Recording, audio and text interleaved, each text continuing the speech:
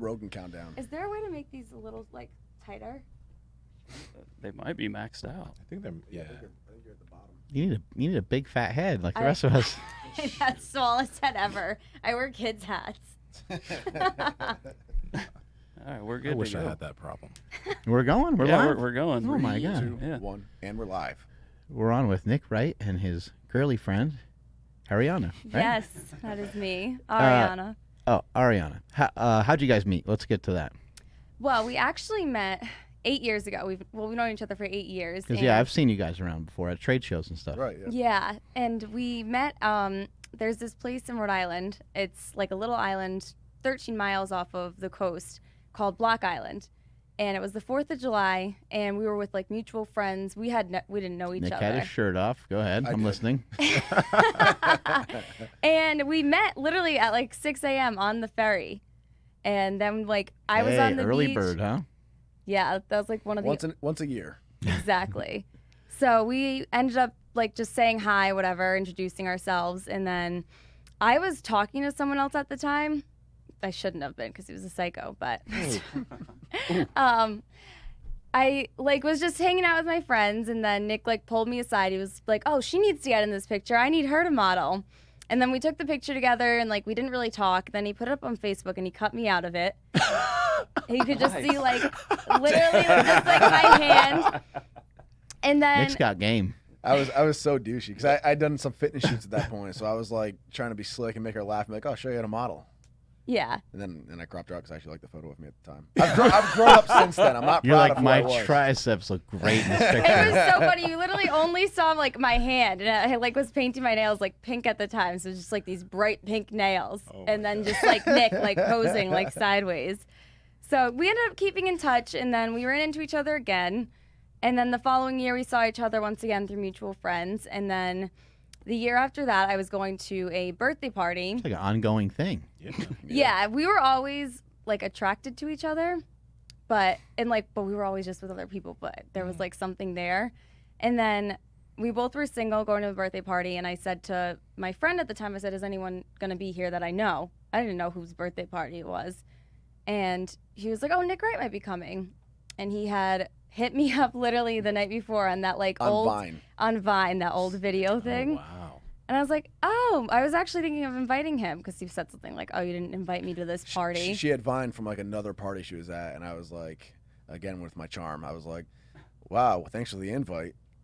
And then she was like, "I'll invite you next time," but she literally did, and then she invited me to this party. And then I didn't even know he was friends with this kid again, so he was gonna be going anyways. Yeah. And then I guess we just saw each other there. It was And then I was like, "Oh, come on with me," because we had known each other for like 2 years. So, and I was thinking I was gonna be all slick. I was like, "Oh, just bring her home," and that's that. Then the very next morning, I woke up and I was like, "Want to go to the beach?" Like, yeah, I've never seen this kid sit up faster, like out of bed. He just literally like I woke up and then all of a sudden he like shut up. I was like, "Oh, it's nice out. You want to go to the beach?" Yep. And I was just like, "Yeah, I was going to the beach anyway, so that's fine." And then that was that. That was that. That's so cute. Thank I like you. this. It sounds so crazy though, like when you say it out loud. It's so funny. Yeah. And then from there, it turned into just traveling all over the place together, doing crazy stuff. Red carpet events, expos. Wow. Crazy life together. Did you guys grow up in like the same town, like the same Yeah. area? Yeah, which is actually he's 4 years older than me. So the most ironic thing, like we were never in school together, but I was actually friends with his sisters Oh, because okay. they were in the grade above me. So I was always friendly with them too. But yeah, we were from the same area. We were originally both from Warwick, the city of Warwick, and we both moved to. I moved to Exeter, which is like a really rural, tiny town, and she moved to West Greenwich, which is right next door, and it's a mirror image of it. It's literally called Exeter West Greenwich, so it's basically the same town. Yeah, so. What's it like dealing with all these crazy diets that he goes on and different things that he's trying? Do you just do it with him? So years ago, I was into the whole prep thing, and then unfortunately, I was gonna do a bikini competition. I got put on these hormones from this doctor, this wellness doctor, that Testosterone, right? Yep, Yeah. and progesterone. Oh, okay. So, which I didn't need, long story short. So I ended up not being able to do that. So at that time when I was doing it, Nick wasn't dieting as well. So it was good because he was really helpful because he'd gone through the whole process before and whatnot. And then eventually I just kind of I just really got into martial arts and then the whole professional wrestling aspect that I really wanted to go into anyways. So his first diet was in, what was it, 2015? First diet together while we were dating. Together. Yeah, it was 2015. And it's crazy to see now how far he's come since then. Because during that diet, he did not want to see me. I'd be like, oh, I'm gonna come sleep over. He's no, don't bother. Oh, That was a little out of context. Yeah, but that same tone, and he would feel bad. Stay where you're at. He wasn't horrible. I was just classic cliche, contest prep grouchy all just the time. tunnel vision. Yeah. So that was a little I feel like that scarred me because I'd always be like, oh no. And then he did the diet in 2018 for his photo shoot, and that was actually fine. He seemed to gain a little more balance. And then this actual bodybuilding prep for me was really gratifying because he's always supported me in every single thing that I've done. And I felt like I could finally return that support fully back to him. So it was actually a lot of fun being with him. There were times where it was tough and I had low days too. But overall, it was actually a really fun experience. Did you help with the food and stuff? Not really. I mean, he would talk to me. The hardest thing is I'm all about balance. I really don't. I think I eat in moderation. I'm not I don't count calories. I just personally, for myself, don't believe in counting calories. So I had my own things that I was eating, and then there would be times when he'd be like, if I come home after doing the Stairmaster, please don't have a cookie in front of me. I was gonna ask So you I'd that, be like, okay, I wouldn't. I wouldn't. And his food, I would try to offer to make it, but there were certain things that he was really particular with. I mean, if he was coming home from the gym and I was already home and he's like, can you get this out? Then I totally help him. I actually like cooking, but she helped me a lot with filming and stuff. Yeah. The oddball stuff most people probably don't have to deal with. She would ride to the gym with me at 12 at night to get a physique update for a YouTube video or something. And do you guys lift together sometimes? We do, yeah. I'm actually not fully lifting right now. I was rear-ended by a drunk driver. Oh, wow. 2 years ago. It was August 5th was 2 years. I was going to work, so I had shoulder surgery because of it, and my neck is still pretty messed up, unfortunately. But Nick's actually been very helpful in helping me get my strength back, which in turn we hope will strengthen my neck back up. So we'll go to the gym, and I will help him film with whatever he needs, and then I usually do my own cardio, and then he'll help me with the shoulder exercises and whatnot. But we're not fully into integrated lifters together.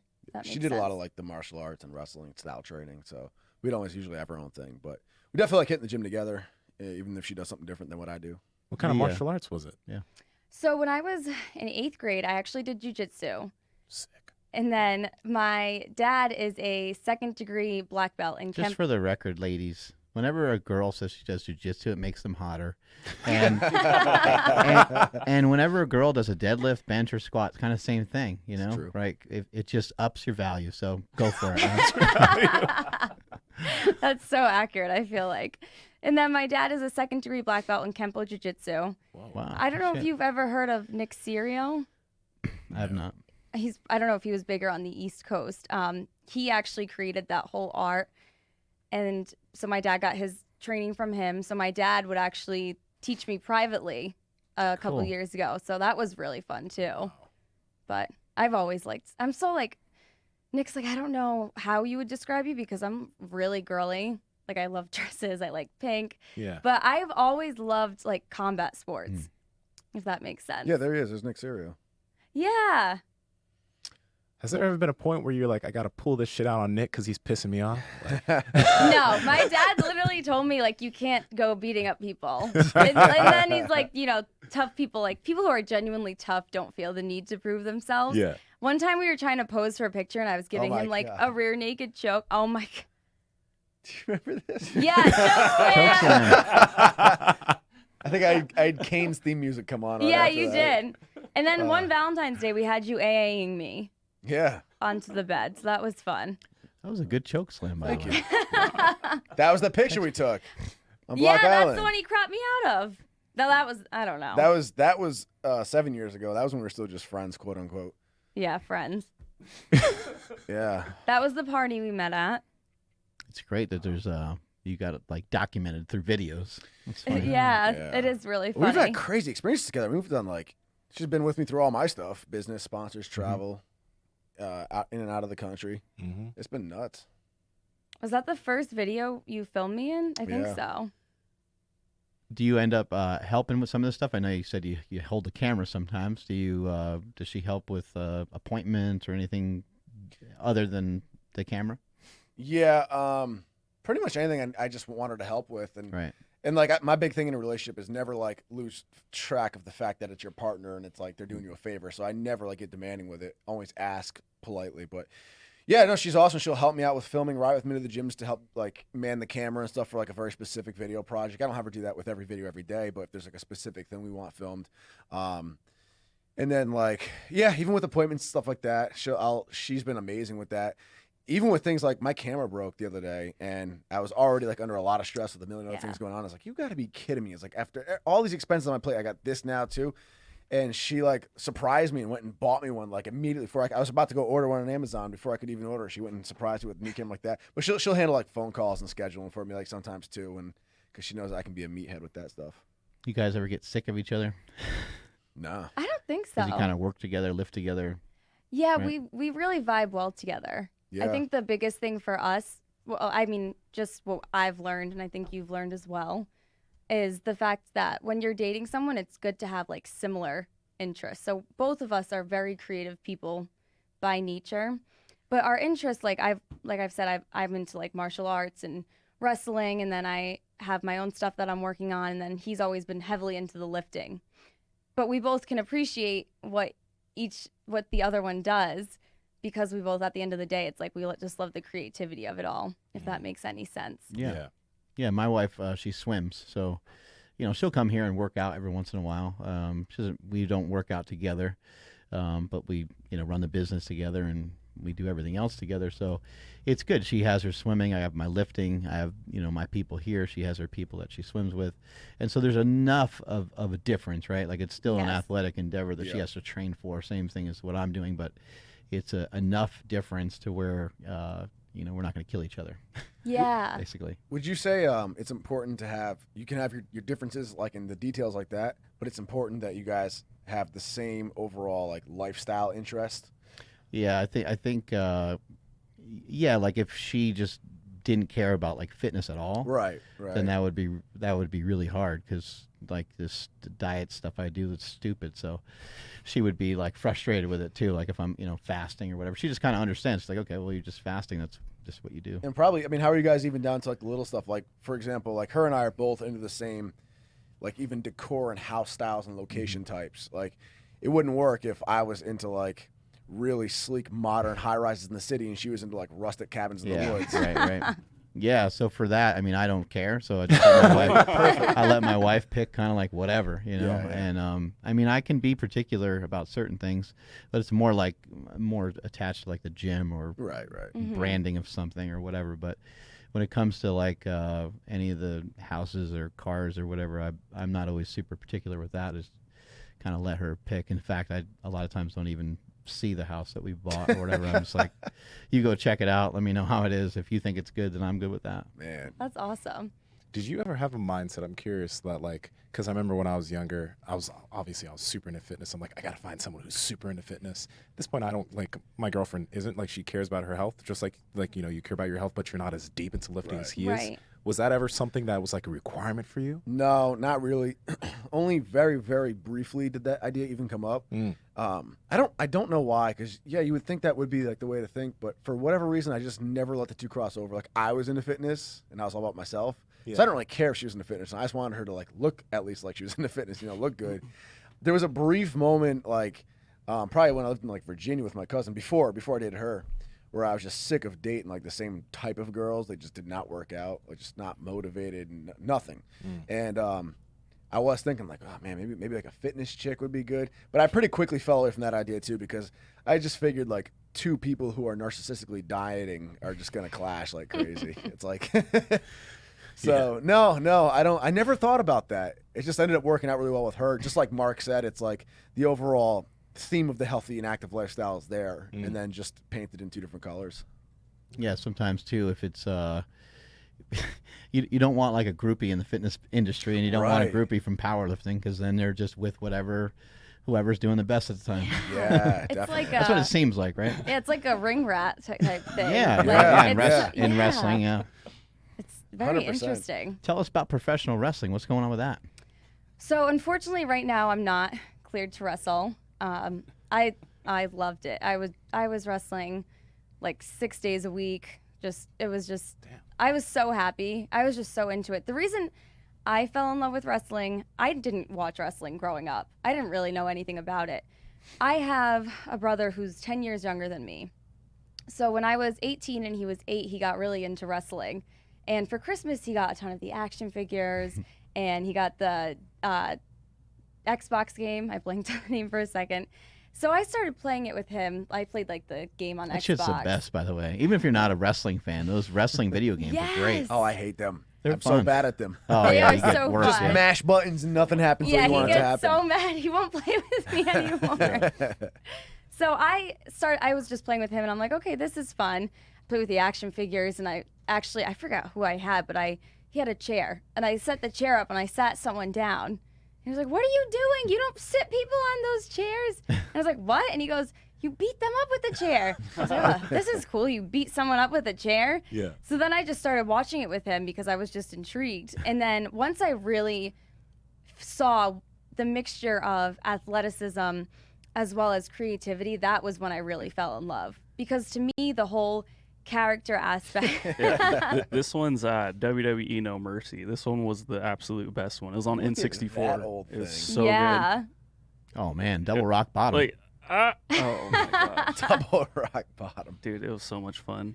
I didn't. I Yeah, don't- this one's a little bit older than the Xbox. But, Yeah. A little bit. I don't People- think I had an. People's elbow coming. Well, one generation older. But look how good that was for N64 days. Yeah. Like, That's that's like- amazing. I don't know Sounds what. like late 90s. I feel like some of the graphics now aren't that great. Yeah. Unfortunately. Yeah. He took the elbow sleeve off, but it's still there. Oh, he fell. He tripped. He got messed up. Glitch. You know, like, but you actually, you know, wrestling's cool, but you actually took the leap. I think a lot of people are like, oh, that's awesome, but would never, ever, ever think of like trying to do it for Right. themselves. So what is that for you? So, I mean, like the mix, like I said, the mixture of creativity and athleticism, and I just really just heavily, like right then and there, it was like a light went off. Wow. Because growing up, I had always wanted to be an actress, and I just loved being in front of the camera. I loved public speaking. I loved being creative. So, but as I got older, when you're a teenager, you're very impressionable, especially when you're like listening to your parents or your friends' parents. So people would always be like, no, you need to go to college. I never wanted to go to college. I just wanted to be an actress, but everyone was like, no, you need to go to college. You need to have a backup plan. Like, you just can't think that you're going to be an actress. Like, you need a degree. So that scared me because I'm like, well, I don't want to be walking around like broke. Like, I need to have some success in life. So I ended up going to college, and then at the same time, I fell in love with wrestling, and I was kind of just like, oh, maybe after when I got out of school, I'll, pursue it. And Nick and I were together at the time, and so I don't remember what happened exactly, but all of a sudden I was like, what am I doing? I'm wasting my time. Like, I'm literally paying for classes that I have no intention of using. There's no age limit on going to college. Right. So it was just kind of then, and then unfortunately I was 20 when I really decided that, okay, I'm not going to school anymore. But my parents, I'd go to look at wrestling schools, and then my parents would be like, oh, you need to do more research about this. Like, they would kind of like it sounds like I'm bashing my parents, but they would put down like everything that I tried to do and be like, well, you need to make sure that this is in order. And it was just so overwhelming for me. And then finally I went to the Olympia 2016, and shout out to Chris Bay. I don't know if he's going to listen to this. Oh, yeah. I Probably will. I met him, and he had just started wrestling too at a wrestling school in Las Vegas. So that, for me, the way he talked to me, I was like, ugh, it made me feel like I could actually do it. Because other than that, I didn't know anyone. Like, especially, I was like, I don't know where to go. I felt so lost. And then from there, I went back on my YouTube channel. I kind of just tried messaging schools, and then I stumbled. Some girl I was working with had a really good friend who was a professional wrestler. And she got me in touch with him, and then that was that. Sorry for the long story. No, but that's great. What did you think of it? I thought it was really cool. I thought it was really fun. It opened my eyes to like what goes into wrestling, because what you hear a lot from the outsiders, including myself before I learned, was that it's just fake. It's just fake, corny show wrestling. Like, what about it? But when you actually watch what they do, it's insane, because it is an extreme amount of athleticism. I mean, I did boxing, I did wrestling, I've done some of the jiu-jitsu stuff lightly. So, and those wrestling practices are just as grueling, if not more grueling. The amount they do, it's insane. And the amount of athleticism and like the stunts they do are scary. Like, you're doing backflips off of ropes and you're trusting partners, and it's nuts. You learn how to fall, and cardio needs to be insane. But then on top of that, there's a whole mental thing most people could never learn, which is you need to be able to sell your personality and like act. Yeah. You need to be able to tap into like this character and act. Oh my God. And then they need to be able to blend both of them. So they need to be able to be winded, dying, hurt, and bruised while still carrying this act and selling to the fans. Yeah. So it's cool. I filmed some of these sessions for her channel. That was a sick break fall. Yeah, it's Thank sick. you. Whoa. That's what I'm saying. Super athletic stuff. Dang. Boom. Yeah. Oh my God. Oh, I haven't seen these videos in like years. Yeah, me neither. Yeah, wrestling is tough. Yeah, where's this at? This was at XWA, the Extreme Wrestling Alliance in West Warwick, Rhode Island. So that was Alan. It was very kind of him to help train me, and Nick would always come and support too. Yeah, which was really I helped fun. her get this footage and stuff. The amount of cardiovascular that it takes, I don't think people recognize that. No. It's insane. No, it's nuts. You get so tired. Yeah, there'd be parts where like we'd literally kind of have to be like, okay, let's. I mean, there's all things everyone learns eventually from doing matches and stuff, which I'm sure you're familiar with. Yeah. It's like, okay, now you gotta slow down and breathe, because then you forget to breathe, and it's like then you're like, you need to call like an ambulance type thing. Yeah, and the more people you wrestle in front of, the worse the breathing is. It gets to be really The hard. adrenaline. Yeah. Yeah, this was like at I think the beginning, like probably right after I first started. Yeah, you're doing good. It's you. acting skills mixed with like gymnastics, basically. It's nuts. Yeah. Yeah, and it's hard to remember. It's hard to remember like what the hell's coming next, what you're doing Right. next. There's some kind of like sign language you got a little bit in there, and the body English, you can kind of tell like as that guy was throwing that punch, right? But For That looked sure. legit. How did you recover so quick, though?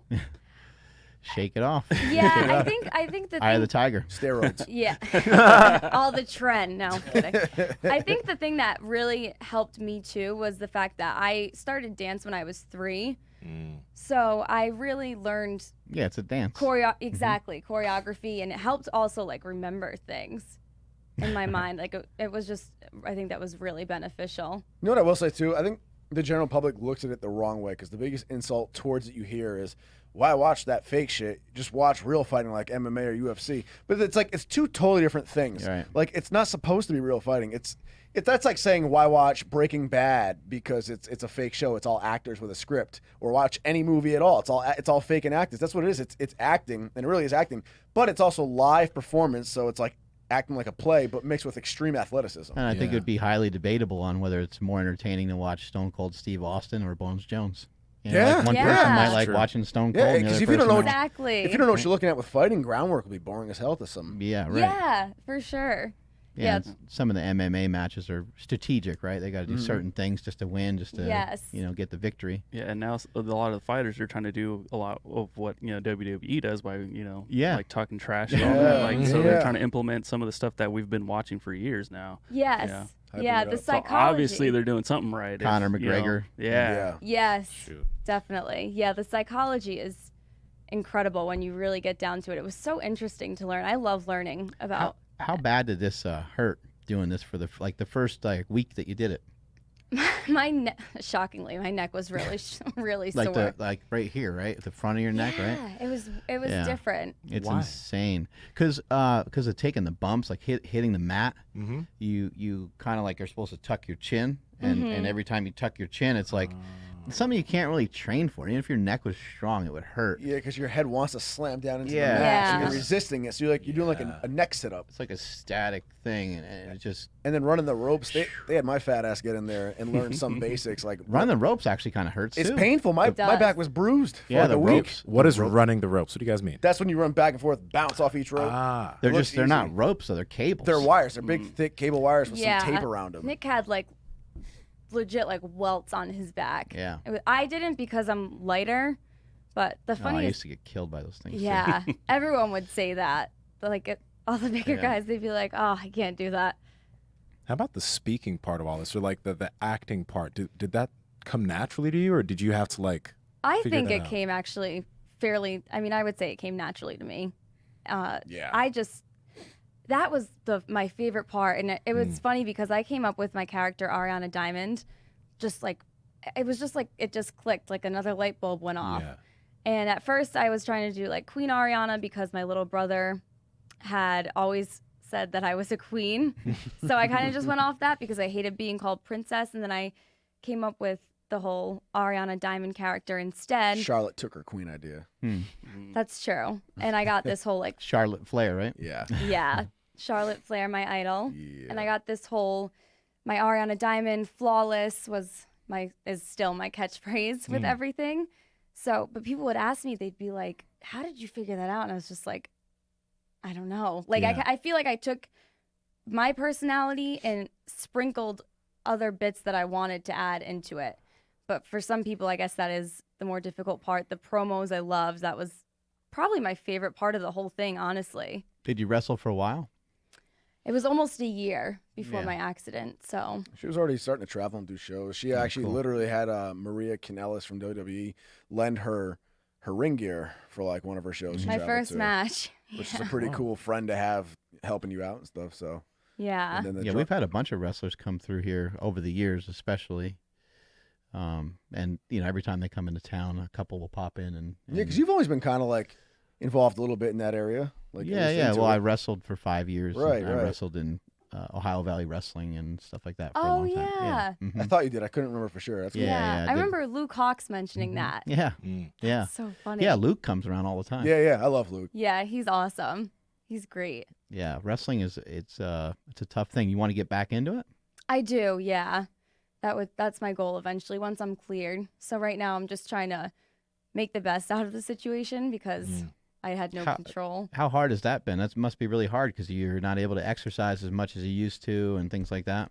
At first, I feel like it took a while to sink in because when it first happened, my dad was like, "You're done," and I was like, "I feel fine," like because the adrenaline.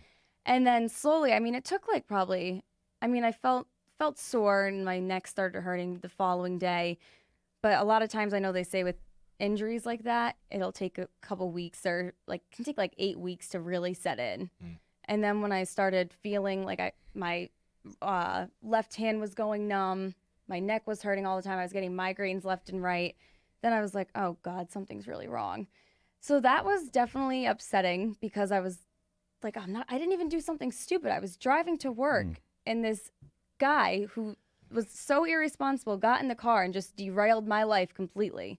Like in an instant, everything that I worked for was gone. You could have took an Uber. Yeah. Exactly. Exactly. And I know it could have been a lot worse, so I'm very grateful for that. But the biggest challenge for me was I felt like my whole life was wrestling. So once I had that, I was like, whoa, who am I if I don't have wrestling? So I feel like I had to kind of strip back the layers of myself and figure out who I really am without using wrestling as my identity. That's interesting. You said the same thing about bodybuilding. Yeah, right. Yeah, that's been like a huge Yeah. growth for both of us, and we've kind of like talked about that a lot recently and grown together with that. I've seen that happen with powerlifting for a lot of people. Yeah. And, I try to warn people, but, people just get excited about it. They get into it, and then it Yes. becomes like their thing. And, I a lot of times feel like lifting is just like, it's just part of what I do. I mean, it's just, Right. it is like, I do love it, but, I'm detached from it nowadays. Like I've Right. been doing it for so long, I kind of went through a bunch of different cycles, and I'm not going to like cry about it anymore, Right, but I right. have cried about it. I've driven home from the gym plenty of times and cried because I didn't like make a lift or I didn't, do something I expected myself to do. I'd be super frustrated with it because I love it, But I've learned over the time, I'm like, no, you're not. You're not like the things that people say you are. People say you're a power lifter, or they say you're a legend or whatever. I'm not none of those things. I'm a dad, and I'm a husband, and I'm a friend, and I'm a brother, and that's that's it. Right. Let's just keep it to those things. You know what I mean? Keep it simple. Yeah. Because I could still enjoy myself and have a lot of fun, and actually have more fun just by going through all that stuff. It's liberating when you finally get to that point. Yeah. Right. It takes a lot of work though, because someone had said to me when I first started wrestling. I said, this is just like my whole life. And they were like, well, you need to have a life outside of wrestling. And I was like, okay. Otherwise, you'd be like Ric Flair. Yeah. Yes. Yeah. Yeah, for sure. His documentary was insane. I watched nuts. it 3 times. It was so good. I'm the only person here who didn't see it. Andrew, are you at least? You saw No, it? but I know what they're talking about at least. Whenever you get sick and you get that illness, Yeah. you can Oh, yeah. Add it to, yeah. Yeah, I got it, that and The Wrestler. That's Wrestler's good. That I was know. really good. The Wrestler's really good. It's another the one movie that's on The that Wrestler's list. really good. Yep. It was really realistic too. It was really realistic. Actually, I'll tell you how realistic it was. The guy in the movie who tries to sell steroids to Mickey Rourke actually got busted and went to jail for like 10 years. He was one of my brother's good friends growing up. No way. Yeah, I'm Oh, from shit. yeah. Was this before or after the movie? It's like holy shit. It was way earlier. Yeah. Okay. Wow. Yeah. That's crazy. That's crazy. Yeah, I saw him at the Arnold. He came up to me. He looked exactly the same. Still fucking jacked as all hell. Yeah. On tons of shit. Wow. He's Yeah. like, I knew your brother. I'm like, I remember. Yeah. I knew you. That's right. Arianna, did you watch that show? It was on MTV. It was the WWE Tough Enough series. I watched it briefly. I actually tried out for Tough Enough in 2015. So I was gonna ask. Yeah. She made the preview for it. I was in the shit. commercials. I was the feature video on their page. I didn't get in, but that's okay. I think I was the most viewed video on their YouTube channel. It was cool. Wow. Yeah. It was little wins like that can be cool. Yeah. So that was definitely, I was like, I really thought I had it just because of how much they were using my video and advertising it. But See, I think we have an opportunity right now for you to get back into wrestling because you have the neck thing, and it could be, against doctor's orders. You're coming out, and you don't care what the doctors say anymore. You're getting back in the ring, and you wear the neck brace, right?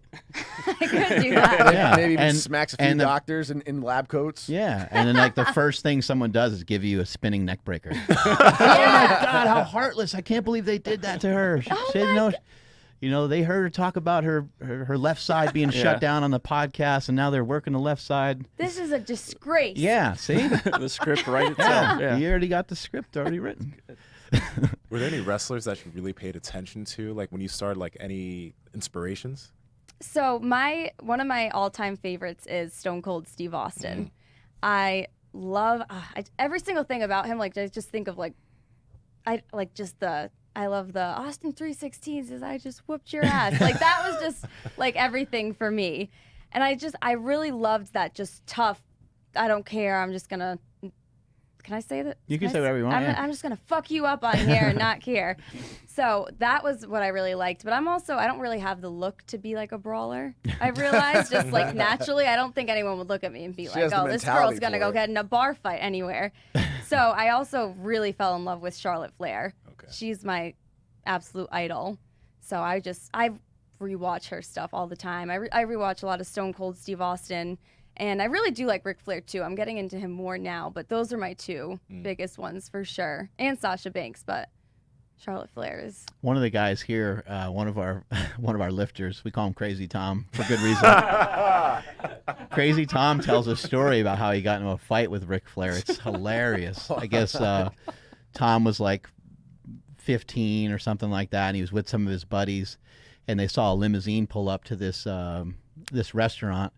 And out walks Ric Flair, and Tom and his friends. They went to the wrestling matches and stuff, and they're yelling at Flair, and they're calling him names and stuff. But he doesn't care. He's used to it. He was a bad guy. He was a heel his whole life, so he's used to it. And I think he's in like North Carolina or wherever he's from, and he just said every town he went to, people would always yell at him. He's used to it, right?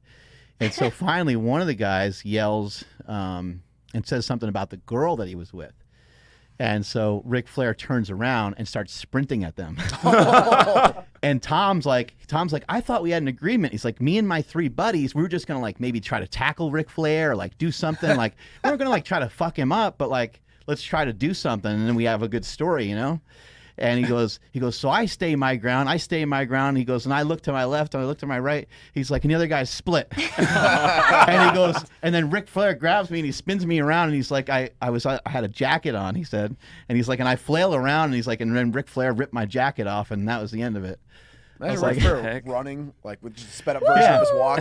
He said he fucking sprinted at them. Crazy Tom has great friends. We interrupt this crazy. podcast to take your medicine. Thank Oh, you. yeah. Thank you. I was just about to. Oh, my man. Thanks, Yeah. guys. It's like programmed in me. I look out for. That's awesome. You guys look out for each other. Yeah, we try. I like it. Yeah, Ric Flair's a crazy bastard. You do have to see that documentary, though. It's cool. Okay, so what was the documentary called? Not The Wrestler. It's Wrestler's the movie. is it just, documentary about Ric Flair. Yeah, it's just it was on Ric Flair, ESPN. It was like 60 a 30 minutes for or 30 or something. Yeah, 30 for 30. Yeah, Really good. it's like depressing though, It is. Why? because he just kind of has nothing. Because, yeah, he's so, like, extreme I and mean, I'm a fan. one-dimensional. I love the guy. Oh, but, yeah, like, for he's sure. just- He's so extreme and one-dimensional. It's like all he knows and all he can do to a flaw. And you see it, like, he can't maintain a relationship with any wives. Monogamy's not his thing at all. To an extreme, like, to the point where it's almost like an addict. And then, like, wrestling's all he knows and blows money. But then it's like you flip it. So, like, on one side, he ends up seeming like this not so great of a person in that way. But then you go, they dive into, like, the wrestling side of him, and he bends over backwards to help out new up-and-coming wrestlers, teach them, train them, show them the ropes. It's literally like he's just all he knows and is wrestling to a flaw. So it's like really amazing and really sad at the same time. Yeah. Yeah, it's really interesting, and it was really raw and emotional. Yeah. Does he like? I'm curious about that though, because does he seem sad in the documentary about his life? Because it feels No. exact. So I wonder if it's like, if it is actually tragic. I mean, if he's enjoying every aspect of his life, it might. Yeah, It might be all right for him. It's I mean, great who for knows? him. Who knows? It's crazy because like his character is like how he is in real life. Like Wow. excessively He said drinks, that too. excessive partners, like sexual partners. The But like I said, stories- it's like so one-dimensional. Like it's ruined his life, his relationship with his kids. Yeah. the stories about how much he like drank and stuff are just wild. Yeah, they are. It's insane. And They all are. like those, what was it? Kamikaze shots. Oh yeah. I think Jim Ross was telling the story. He ordered like, I don't know, 50 of them or something. Crazy. Yeah. He's nuts. Yeah, He's he was- awesome. He was pretty crazy. It's tragic, but it's not. It's like Yeah. not tragic, but then it's almost sad because you see this guy who just doesn't know how to say goodbye to wrestling. Like he left WWE, he retired, he was inducted into the Hall of Fame twice, and then I think he went to TNA after that. Like he just didn't know how to let it go. Yeah, that part, like, it's fully his identity. But at the same time, there is something like uniquely beautiful about someone who can and is willing to actually completely commit themselves to something in Right. life, because that's also kind of a rare trait in itself. And while it's kind of viewed as like negative and not such a good thing to the general population and general standards of living, I mean, Well, it makes a lot of people crash and burn, right? I mean, Yeah. there's celebrity after celebrity who's had their fair share of trouble. It's hard to balance when you're that much Yeah. of a maniac towards one thing. well, there really is no Yeah. balance to become great, unfortunately. It's Yeah. great balance leads to like a healthy, happy life, but it never leads to greatness in anything. Right. How do you guys balance things out between, talking about like fitness? Like, do you guys, I'm sure you don't really get tired talking about fitness since you love it, but how do you kind of like make time for each other just to sit down and just enjoy a good meal or something? Well, every night we try to eat dinner together, even if we don't sit and talk. We'll It's like just an unwritten law, right? Yeah. kind of, Yeah. yeah. So we always do that, even if it's just watching TV and eating together. And I feel like just that alone. Put the phones away. Yeah, definitely. Especially when we're out on dates, or we do a lot of homemade date nights. Phone never comes out of the pocket, and then Yeah. when we eat at home, I stick it up on the counter somewhere, like way out of sight. That's good. We Definitely. still go out of our way to do nice things for each other. Like one time, this was before I moved in, I came over for a date night and he had cleaned the whole house, and not that it was dirty, but he like went out of his way to make sure it was like extra clean, and he got flowers and candles, and he played music, and it was really, really sweet. Yeah, it was cool. Damn, So- he's throwing all of us under the bus. Thanks a lot, man. Cannot have my girl listen to this. I'm not listening to this episode. And then for us too, I think we never, even if we have like we really like to have discussions. We really try to be open-minded about everything. So we'll just sit and talk sometimes. Literally like a podcast. Yeah, We literally. just record our date night conversations to be a podcast between us. Just because of just how we go back and forth. So I Yeah. think that too also, like even if we bring up fitness, it's not all we focus on. It would be like I don't even know what we would talk about. We but- also seem to pay enough attention to each other's like interests, even if it's not our own direct interest, that like we can appreciate each one. So like she's obviously not into bodybuilding, but she's been with me forever. She's seen my preps. She's gotten invested in it enough to where like I can show her a picture of somebody, or even if it's just like a Ronnie Coleman video. Like after she films me doing the 150s, I went and showed her the videos. Like, look at this. Ronnie did the 200s for 12. She was able to actually look at that as a girl who doesn't care about pressing dumbbells or bodybuilding. She was still able to look at me like, wow, holy shit. Like, and same with me with her with wrestling. I don't watch wrestling religiously at all, but like she'll tell me something. She'll show me a segment that she watched. She'll be like, oh, look at this, and I'll be like, oh shit, that was. And then we can get into discussions from there, and then we usually snowball into like other topics. So it's just intertwined, like casually. Anyone out there that doesn't like wrestling, and you just want to expose yourself to some chunk of it, you just have to watch Mick Foley and Triple H wrestle each other.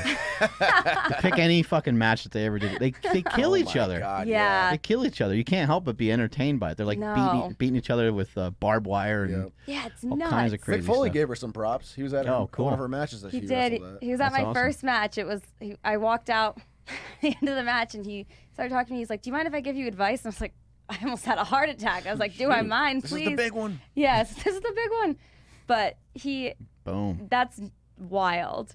Yeah, so he gave me a lot of advice. You said he's like pretty bad shape now, right? Like he walks like he's in pain all the time. His hips really messed up. He couldn't carry someone at one of the events I was at because just of how messed up he is. All the shit he's done. Undertaker used to give me nightmares. Who do you think's taller, me or the Undertaker? Straight up. I got nightmares as a kid. my little brother did too. Yes. Yes. Oh God. If you see Bray Wyatt now, he's kind of like that on Yeah, that Bray level. Wyatt's got a new He's crazy sick. ass thing. Yeah, Mick Foley was so nice. What advice did he give you? He actually just said during one of my parts to stay down a little bit longer. My first match, I popped up too quickly Oh. in some of the parts. I think it was the end. Oh, it was the ending because I lost and I got up right away and because I was just like kind of instinct and I Right. went and hid in the corner instead of laying there like and letting Selling the winner to like give her time to Yeah. celebrate her victory. But then he also said that the way I sold my chops and everything, it seemed like it was a really natural instinct. And then he asked for my name and said that he would look out for me. Oh, Cool. nice. Did- Yeah. Did you ever like have to deal with, you know how a lot of wrestlers have pain, you know, Mm-hmm. and stuff? Did you ever have to deal with any of that, or were you just like really good with your technique that you were all I right? personally didn't deal with pain. I mean, I get like bumps and bruises here Yeah. and there, but there was never anything significant. Mm. If I thought there was something that I was doing wrong and I felt like something coming on, I'd usually really try to be diligent and ask, am I doing something wrong? Because I feel like it might be this because I just didn't want to hurt myself. So I didn't really feel any pain, no. Okay. Wow. Yeah, it's tough in there because it takes two people to kind of make everything work, and Yes. you don't know which way someone's going, and Yeah. you better be paying attention and not be tired. If you don't have the Yeah. conditioning, Exactly. then you're tired, and someone's gonna get jacked up. Oh my god. Yeah, like once I took a step back from it, especially after my accident, I was like, I would trust like people, like you trust each other to do these things that are not human, like humans don't normally do, and it's just crazy. It's like a dance and just like a whole trust exercise at the end of the day. Yeah, it's insanely dangerous. Yeah. What are some things you guys really enjoyed doing together? Besides the obvious. Drinking. Drinking. Oh, really? Beer or wine? Wine. Wine. I love beer. She can't have beer because it's celiac. We love wine. Wine, champagne. Date nights. We're big date night connoisseurs. Like we live for that. Like we're very antisocial people. We don't have groups of friends we go out with. We don't. She likes people. She just kind of does her own thing. I don't like being around people. I actually love being around people like out here. Like Yeah. they're doing something. That's fun. Yeah. But just the sad fact of the matter is, in most people's hometowns, it's usually not plentiful. So, Right. I love catching up with you guys and friends in the industry and stuff. But as far as back home, I have a couple of friends, but we really just kind of keep to ourselves. But we love doing different date nights. We do date nights. The Ocean State, Rhode Island, is good for something. So we both love the beach. We love swimming. I love the ocean. I know you do too. Yep. So we love going to the beach together. We both really like reading. Yeah. Okay. So I'm really into reading and writing. I actually wrote a novel last year. What? Really good. Yeah, that I'm trying to edit again and then hopefully send it out to a publisher. Psychological thriller. So That's great. yeah, thank you. I did that while I was recovering from my surgery, so that kept my mind busy. So that was good. But yeah, we both How many pages is it? I think it's a little over 400. It's a lot of fucking writing. Wow, that is a lot of Yeah, pages. thank you. It was good. I'm not just saying this because it's her. She would read it to me out loud, like as she would write it and stuff, because it would just be a way for her to like proofread it. And then I love listening to like audiobooks and podcasts and stuff anyway.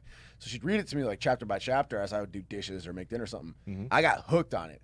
I would like be waiting. I was like, "Did you finish the next one yet? Can you read it?" It was like a Netflix show to me. It was good. That's cool. You got to make that happen. I'm trying to. Thank you. That's a new era. Neither of us know anything about getting anything published. Fucking publish it yourself. I was thinking about that, but I feel like it would be really cool to go to like Barnes and Noble and see Yeah. a hardcover, even like a paperback, and have Yeah, my you just name. take a picture on Instagram of it there. Put it in there. Yeah, I could do that, right? Take the Kindle and then hide it up on a shelf. Yeah. Yeah.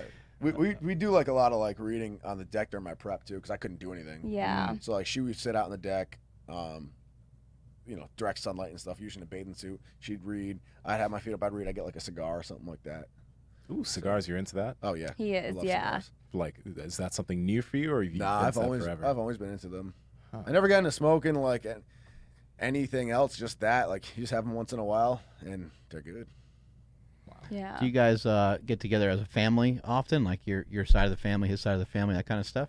Yeah, my family's very family oriented. Italian. Very Italian. So it was definitely an adjustment for me moving out, even though I was going to say, is anybody in your family, has anybody even moved out of the state? no. Well, not immediate family. I know my Yeah. dad has uncles Right. and Yeah. cousins and whatnot, but Yeah, no. I'm from New York, and my family's primarily Italian, and same thing. Like no Oh, one yeah. ever fucking moved It's like crazy. How more tight than they like are. 15 minutes down the street. Yeah. Yeah. My grandma has an in-law apartment in my parents' basement. So I'd see her all the time. My aunt's like 10 minutes away. Like it's crazy. No one thinks it's like taboo. Like you don't. No one's fucking moving. Yeah. It's kind of how it is Yeah. with Nigerians too. Yeah. Like Really? Africans in general. Oh they yeah. all like to Russ stay, Swole was like, telling us about that. Yeah, it's like legit. We all stay as a clan, and like Yeah. it's really yeah. That's it's like so that. funny. Yeah, my family was, my dad's retired now. So he was thinking about moving to somewhere warmer. And then they were talking about taking like the whole family. And then they were going to take Nick too. They're like, well, Arianna and Nick can come too. Like, and I was like, oh my God, they're going to fall. And then I said I was going to go to Florida. We were thinking about that a while ago. And then my parents were looking at Florida houses. And my hairdresser was like, oh my God, are they going to follow you everywhere you go? I was like, maybe. I don't know.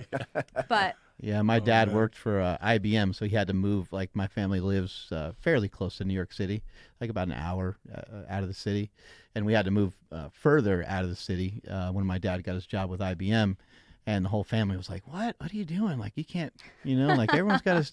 And we're still only like I think maybe 35, 40 minutes away. yeah. So, but yeah, everyone was like crazy. And then when my brother started thinking about like going to USC and stuff like that in Los Angeles, my whole family was like, no, what are you talking about? You can't do that. Yeah. And luckily my parents were always supportive of everything. So they were like, yeah, screw it, go for it. And then I followed them.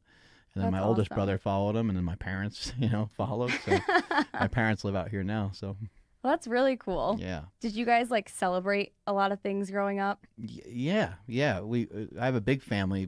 On both sides, my mom and my dad's side, there's 9 or 8 siblings, Oh, wow. and then they all had kids, and then those kids had kids. And it's Yeah. just like Wow. fucking people running around everywhere. That's crazy. And then yeah. my mom and dad grew up down the street from each other because my dad winked at my mom on the bus. And I was like 15 years old or something like that. Sounds like his game's like just slightly better than yours. Yeah. Oh, my dad, yeah. He pulled my mom off. I don't know how. God bless him. No, I'm saying Mark's daddy winked at. Yeah. Oh, but my game? Yes. Oh, that's way better than my game. That's what I was just like. Oh, Yeah. I thought you meant my dad's game, because Oh. we've heard his stories too. Yeah, Gary. Winks at her. Yeah, my That's family, they they celebrate everything. One time, my uncle, we had a birthday party in September, and we're like, when's the next family get together?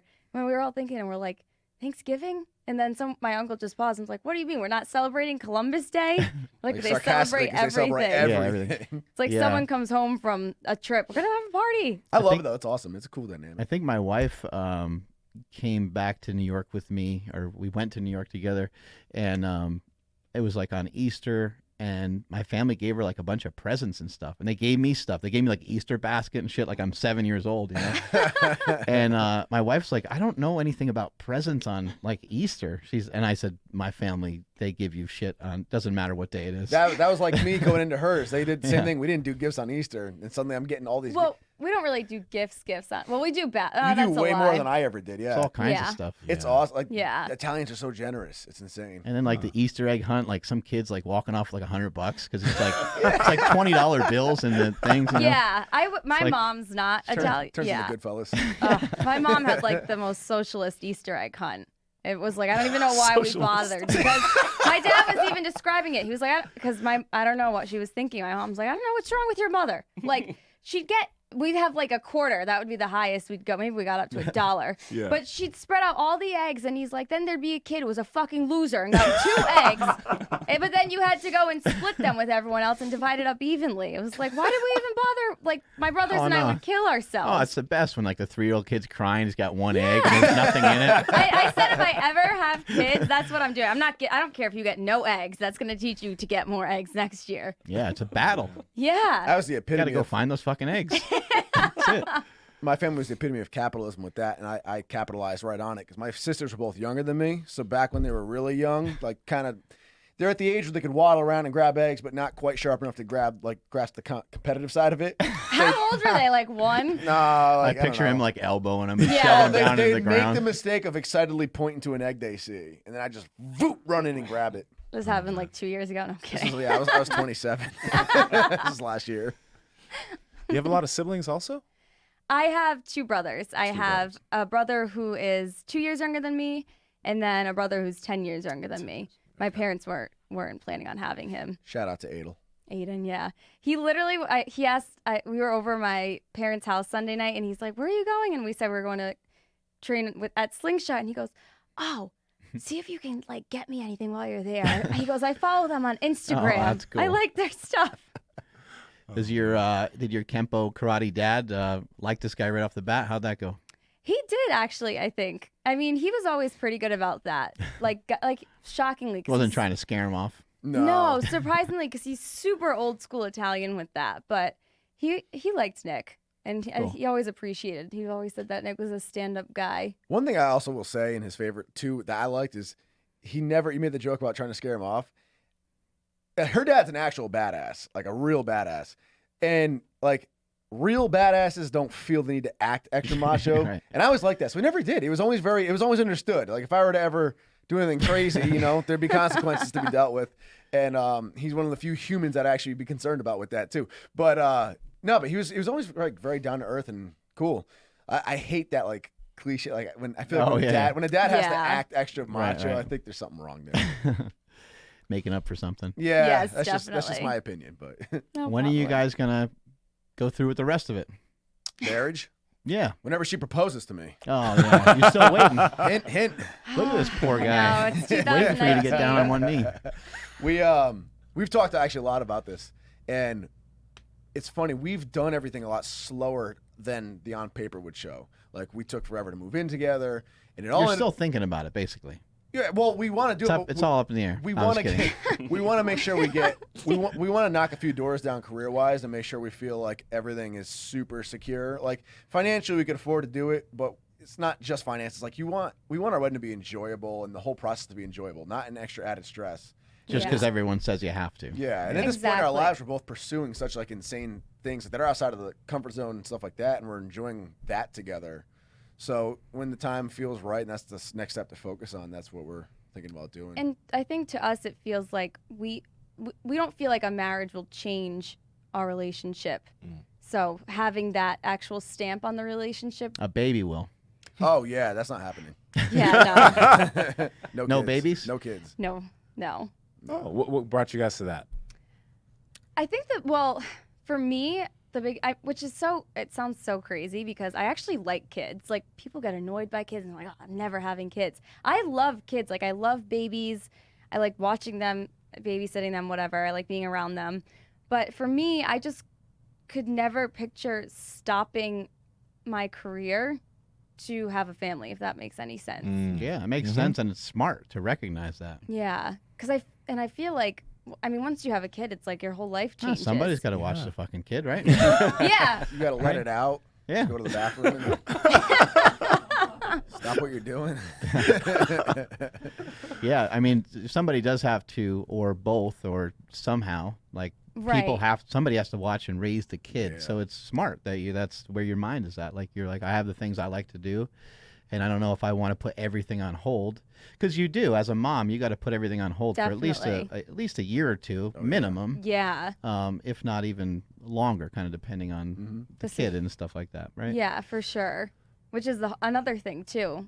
I still feel like I think it's equally as hard for men and women. I mean, your whole life changes, but definitely being a mom seems like it'd be a lot more. It's like more of like a full-time job. Right. Yeah. Which shout out to the full-time moms out there. It's like the hardest job ever.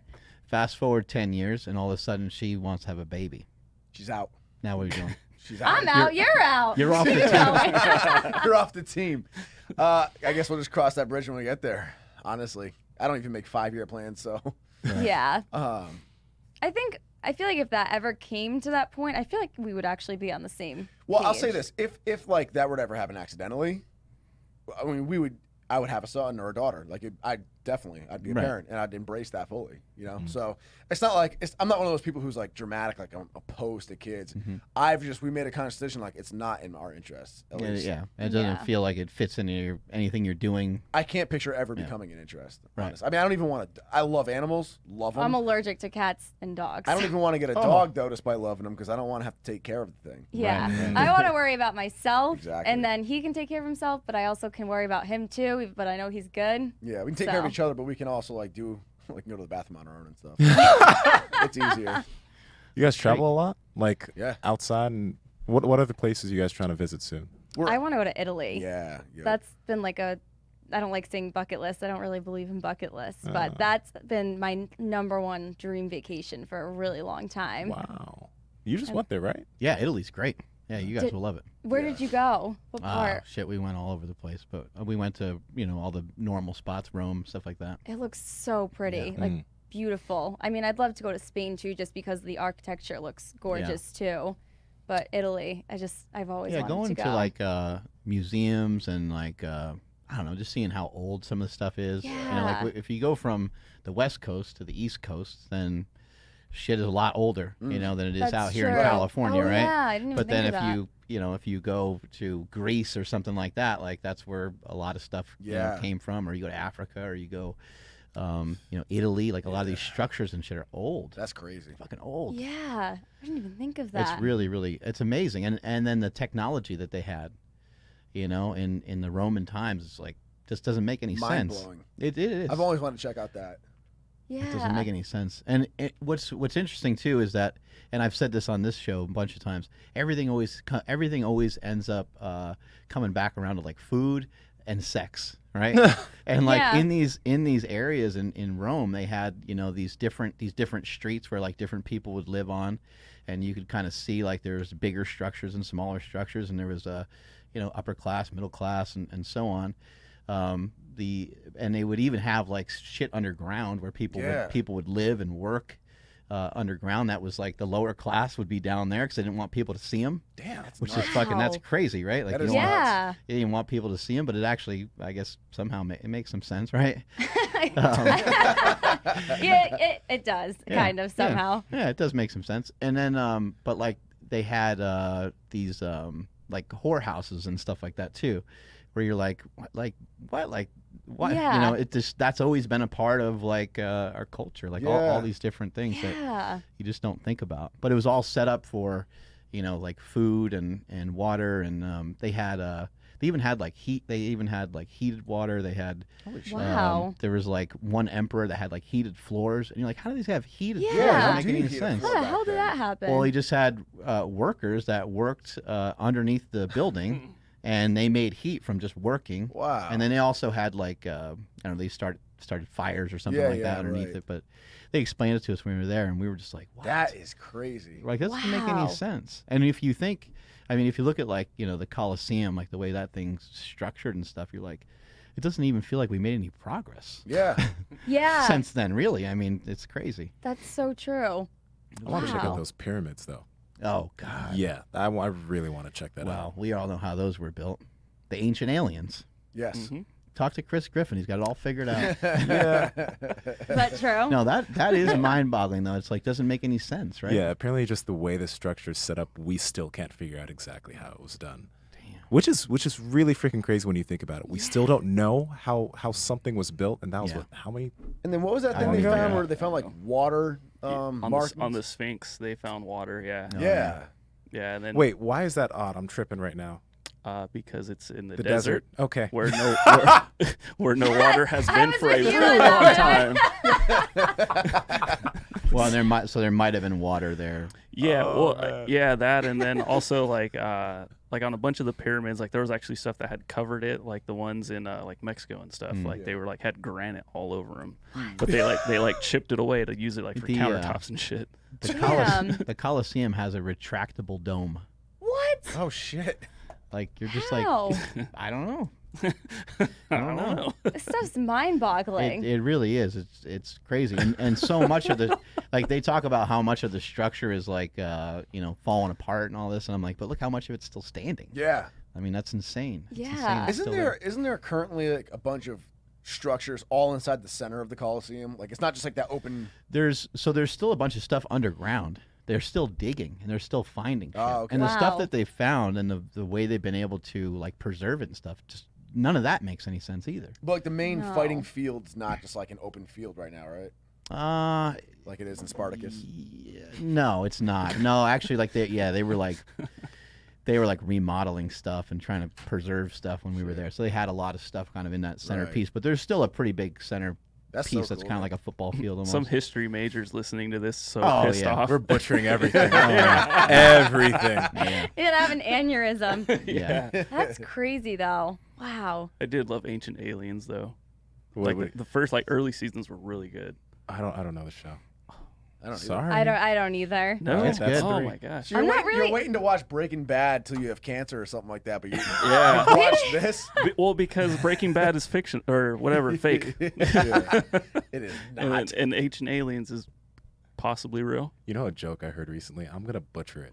But you know how they always say that aliens built the Egyptian pyramids? We have pyramids in Mexico, and we just know that Mexicans built that shit because they can work. No one's asking who built those pyramids. Mexicans. Okay, so I got some laughs. That joke worked. Thank you. Oh my I'm happy to hear that. We'll take it, dude. The ancient Oh, Aztecs. Yeah, I was gonna say even though Mexicans didn't exist back then, but we'll still take credit for Yeah. it. Oh Not That bad. is so Yeah, that's funny. what Aztec was down in Yeah, Mexico yeah. and Yeah. was it Colombia too? They went into or Here we go. There was a whole race that was completely eradicated by Christopher Columbus and that whole setup. Yeah, there's people in Central America that we'll never ever even know existed because they came and just killed everybody. this got dark really fast. Yeah. So Like, anyways, no trace that we just won't know. no, we know they existed because people smarter than me actually do research and and remember more stuff. But they're not alive anymore. But yeah, No correct. There's descendants. no exactly. There's no. Oh, more so they're descendants. extinct. Yeah. Okay. Yeah. Yeah, but as far as Mexicans came from Aztecs and Spaniards. That's why we're so angry all the time. This is like a history show right now. Yeah. I heard- But a bad version of it. I heard one time, I don't know if this is what you just said, but I heard that Mexicans were actually English people and Native Americans. Yeah. So that would be the Aztecs. Okay, yeah, that's and what I thought. Spaniards, yeah. That's what I thought. Yeah. Okay, sorry. No, you're good. History was. Yeah. I think I got a B in history. It's fine. When I was I didn't even go to school, so. I mean, high school. whenever I travel, I always just tell people I'm just I'm a really dumb, naive American. I'm I have questions though, I'm always Yeah. really interested in other people's Yeah. races, and so I'll ask a bunch of questions. I'm so sorry if I sound offensive or anything. I'm just curious, So I'll try to ask some Yeah. questions, and they're always no, we understand. Americans are stupid. No, it's fine. Yeah, don't worry about it. We know. Yeah, but I've always bet we have wondered, more followers than you on Instagram, though. Haha. Right. Yeah. It's true. I've always wondered how to there's so many things I want to ask people sometimes, but I'm don't know if I can ask that or not. Yeah, you're Just like preface it the way he did. Hey, I'm a That's- stupid American. No, Please. yeah, that's a good idea because then it's like, because there's just the world and just social media, like I don't want to tarnish my image, type thing. Oh God. So I heard. I don't know if it's a blog or a YouTube channel. Or do you have both of those? I do have a YouTube channel, and Okay. I'm actually working on a blog, which Okay. I guess this is my big announcement for it. So it's going to be flawlessworld.blog, but Cool. I don't have the exact date that it's launching.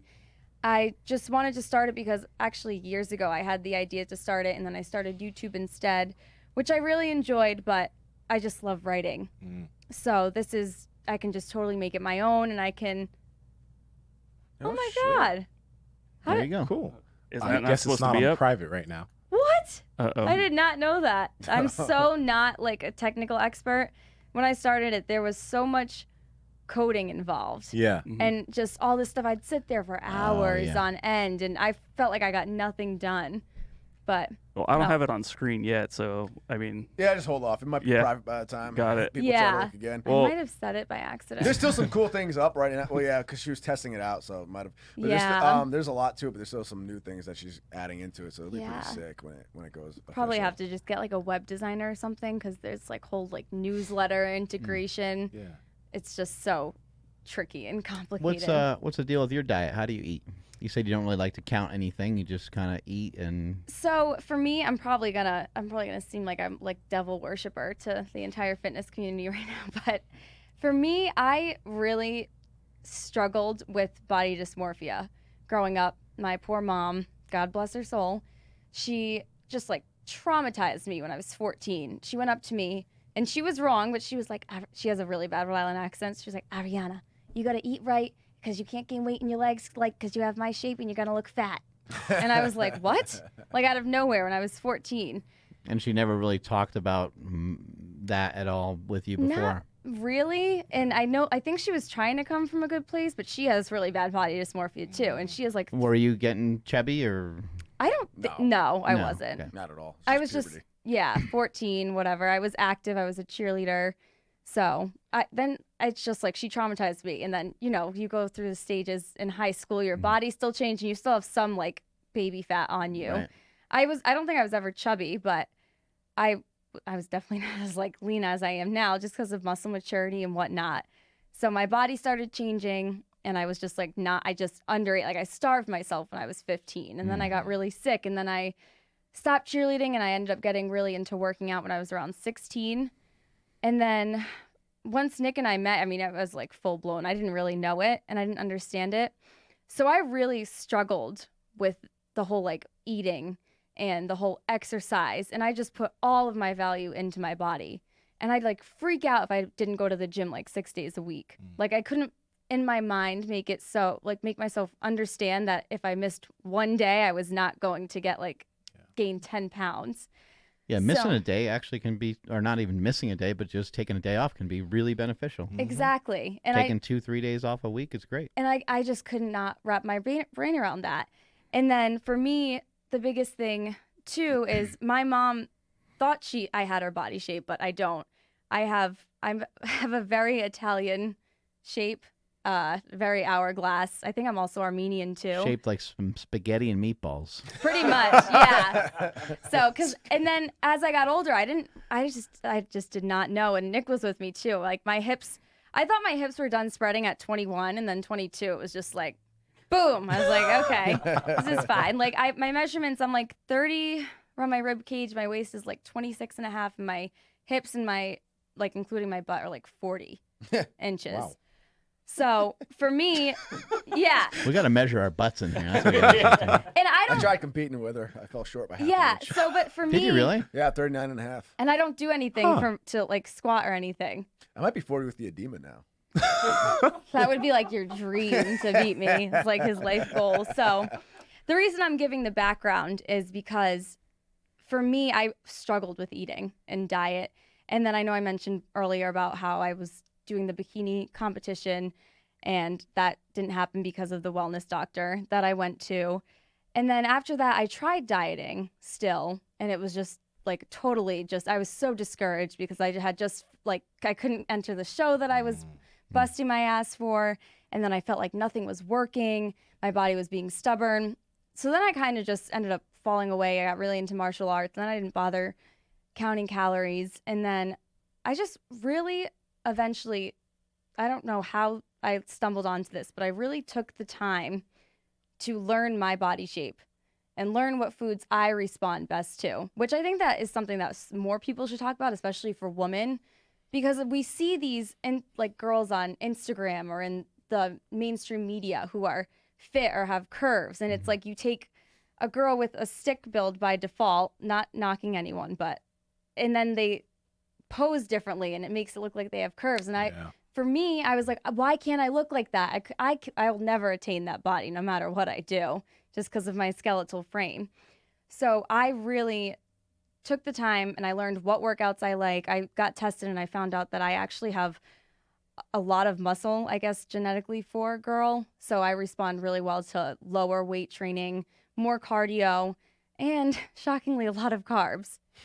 So, because I've tried doing low fats, barely any carbs, and we tried that actually at the beginning. Oh, sorry, yeah. Actually, at the beginning of his prep, I was like, oh, maybe I'll try counting calories, whatever. And I ended up doing that. And literally the day after I did high fats, low carbs, I bloated like a water tank immediately. Isn't it so crazy? And then I did research and I found out Italian women generally respond better to higher carbs, whatnot. Yeah. Italians, right? Yes.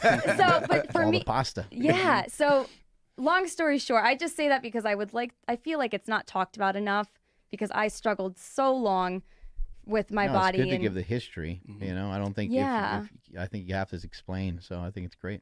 Thank you. What test did you take to find out about the your muscle and all that stuff? It was some blood test, and they measured like my muscle density. And my dad actually had low T, and he had a lot of muscle for having low T. I think you said that. Her mom looks insane. She doesn't train weights at all, and really I think undereats. But like her arms, and if I showed you a picture of her arms and her shoulders, you would swear she's a week out from like an NPC show. Like, whoa. Yeah, it's not large and bulky, Jack, but just, like her overall size is small, but peeled, shredded, cap shoulders, separation, the brachialis bicep. She doesn't just work genetics, out. just genetics. Well, she does work out, but she doesn't do weight training. She does not work out in a way that should have her looking like that. Whoa. It's awesome genetics. I'm jealous of it, but yeah, they're just like.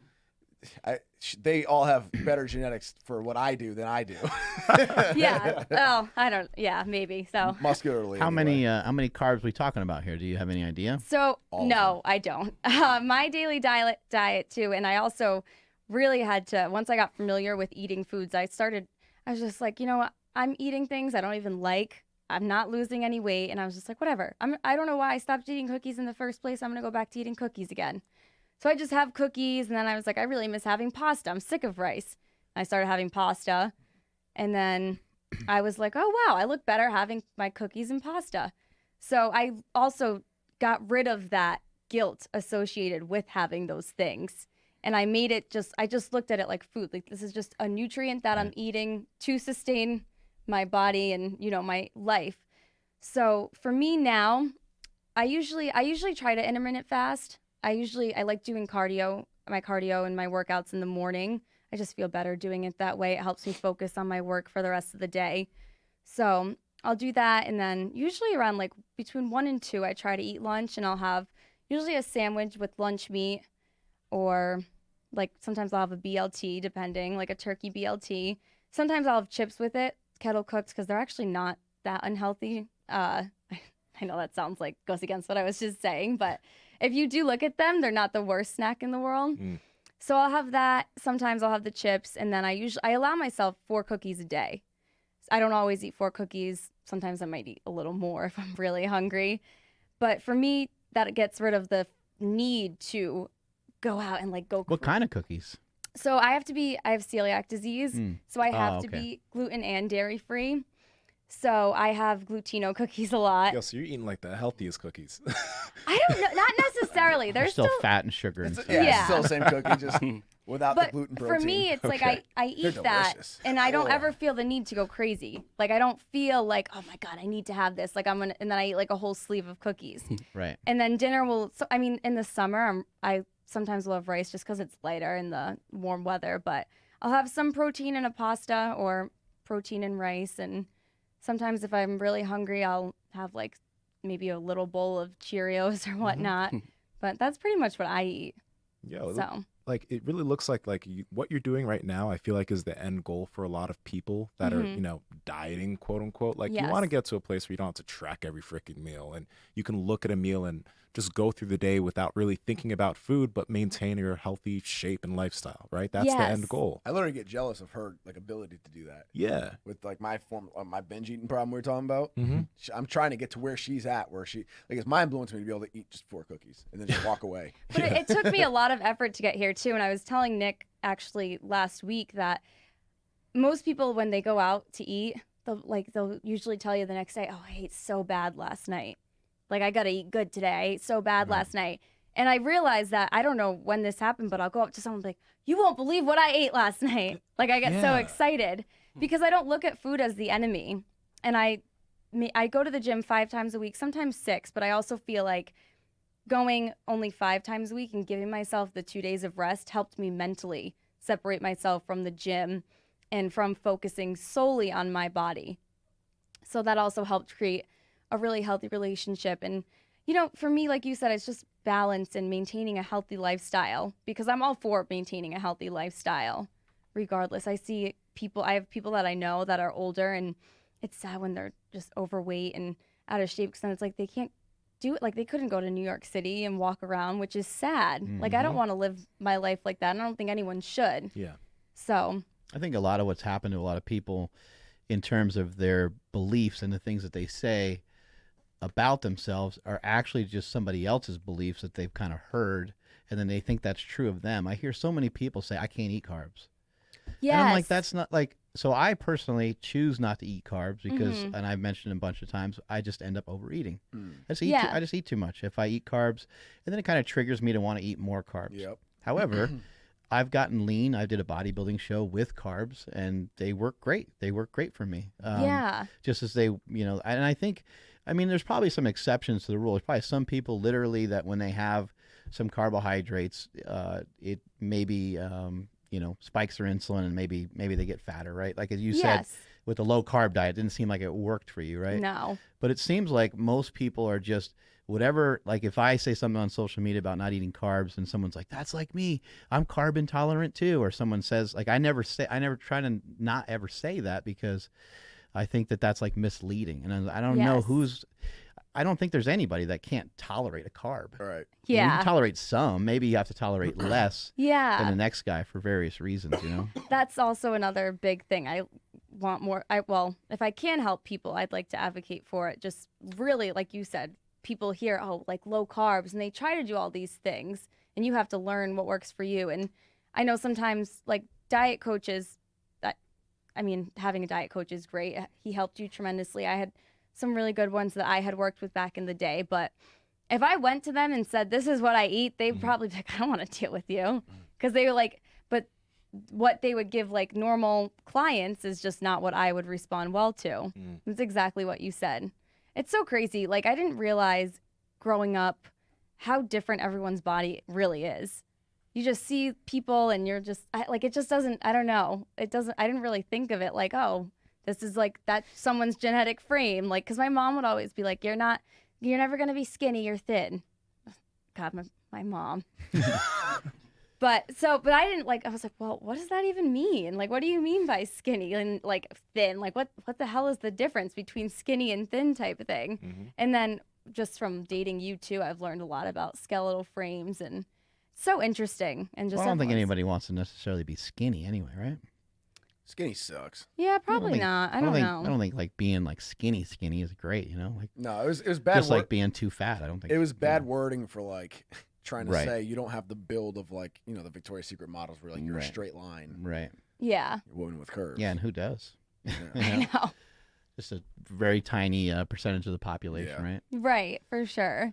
Yeah, I just think, crazy. and I think we keep hearing people saying you got to find out what works for you, and sometimes that can be like a little bit misleading. But I think in the end, it's about what like feels right to you, like from a belief standpoint, what feels right to your body, what feels right. I mean, because if you don't have the discipline to, count your calories and track stuff, then you probably shouldn't mess with it. Right. If you don't have the discipline to not eat carbs for 3 days, then maybe not a great diet for you. Right. Exactly. You do have to try things for a while. For sure. You might have to try something for 3 or 4 weeks Yes. to really see if it sticks, and because it's going to be a change in the first week, right?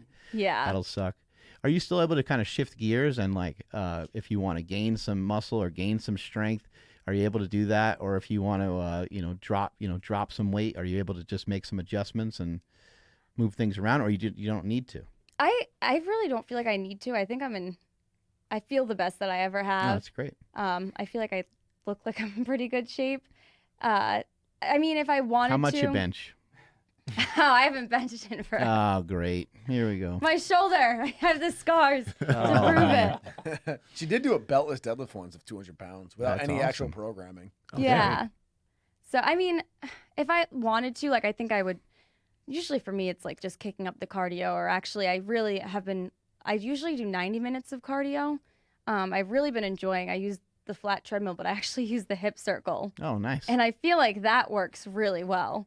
So I've been enjoying that lately. Like, Use a hip circle on the treadmill? yeah. Oh, my Do God. you feel like a burn in your glutes or something? Yeah. Ah, that makes sense. Yep. And then. For the whole 90 minutes? Mm-hmm. Oh, my God. Yeah, that's Yeah, kind of she's like, intense. Yeah. That's a She's lot. done it on the Stairmaster too. Shit. Yeah, not for 90 minutes. I've done like 45 on the Stairmaster, and I've warmed up with the hip circle on it for like 15. How often do you do cardio? 5 days a week. Oh, you do it a lot. Yeah. So, but for me, it's either just like kicking up the cardio, or sometimes changing it, or adding things like the hip circle, or I don't know, maybe just like cutting out chips or something. Yeah. Type thing. Oh, okay, so you might make a small adjustment in your food for, like if you just feel fat. Like we all have those days where you like Yes. feel fatter or flatter or whatever. Yeah, right? or if I feel like I'm like, one time I was eating a lot of peanut butter, and I was like, well, I eat a lot of carbs, so I probably shouldn't be like guzzling peanut butter.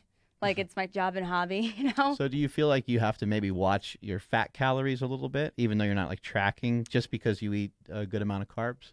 Just slightly. I try to be aware of it. I try not to have bacon every day. I really Like butter and mayonnaise and ranch dressing. I and- I love butter. Yeah. Who doesn't? I use yeah. Smart Balance. I don't know if I'm not saying it because I think it's healthier. I think butter on pasta is almost better than It's amazing. than marinara sauce. Oh, butter is Jeez. just like the recipe for fantasticness in life. Oh yeah, I'll do butter and marinara sauce. My grandfather used to just eat butter. I did Yeah, that like once. straight butter. Yeah, he would just like sit at the dinner table. He'd just sit there and just like, he'd read the I've done newspaper, that before. and he'd eat butter, I and he mean, put butter on his hamburgers. Whatever and it stuff. takes. he did. Yeah, he put it on everything. I'm like, that's so weird, but I was like, well, people put cheese on their burgers, so Same it's thing. really Yes. not that different. That right? makes my butter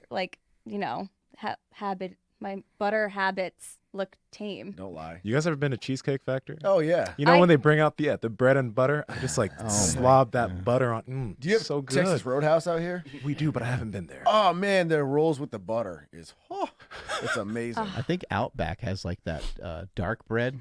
Yeah, That shit's yeah, really good. Yeah, it is. Yeah. That shit's amazing. This transition's great. Oh Like, my god. now we're talking about Yeah. training. I Just go have to Texas mayo Roadhouse. too. I have mayo too. That I like. I'm fat with the mayo. I use a lot. Yeah, mayo's like amazing. both sides need to have mayonnaise. Oh on my it. god, you can't do one side. Do you like mayo? I'm very picky with that mayo. It has to be on something that I don't know it's there. Yeah. You know, but I would never willingly buy nice mayo. Teron Beckham, a good friend of mine, he told me, because I love mayo and tuna fish sandwich, he told me that only white people eat mayonnaise. Yep. That's what I said. If I don't know it's there, I can do Can it. I ask you why? Is that like a? But I don't It's think just- I don't think he eats sandwiches either, right? I don't really I don't really eat Right. sandwiches anymore. gonna but say they, I that wouldn't didn't like sound right. when I made sandwiches. I never put mayo on my sandwich, Right. and the reason is just like I don't know. Most of us just never effed with mayo. Yeah, I don't mess with mayo either. Yeah, see, I think it's just y'all. I need to like ask this on my Instagram. You really do. You're I gonna. feel like, yeah, Mark could get away with asking Do black that people too. like mayonnaise? He told me that once when we were training, hanging out, and I was like, "No way!" Nah, and it's then, very true. again, it came up at the Arnold Classic, and he asked the entire table, and it was just like this. It was unanimous. It's very true. No, it's actually really true. It's Yeah, and rare then- that you'll find some of us that like mayo. That's so crazy. Damn, I love mayo. Oh god. I know. Yeah. I hate when people are like, mayo's so bad for you. Like, shut the fuck up. It's not that. Like, you're not. It's fine. It's not that bad. So, but yeah, I try. I mean, I'm good. I don't have like too many like almonds and stuff like that. So. I have everything. Eat it all. Yeah. Yeah. Well, you're getting better. Getting Balance. better, slowly. Yeah, you with the less carbs and her with the more carbs. So she just eats all the carbs that come in the house. No, opposite. Yeah. Yeah. Yeah. How crazy was it when I tried doing low carbs? And like, Yeah, she did not respond well. And then literally the day I was like, I can't do this. I had carbs and I like tightened up the next day. Yeah. It was Responds crazy. well to carbs. Responds really well. I don't anymore. I wish I did. Allergic to not eating carbs. I get edema. Cool.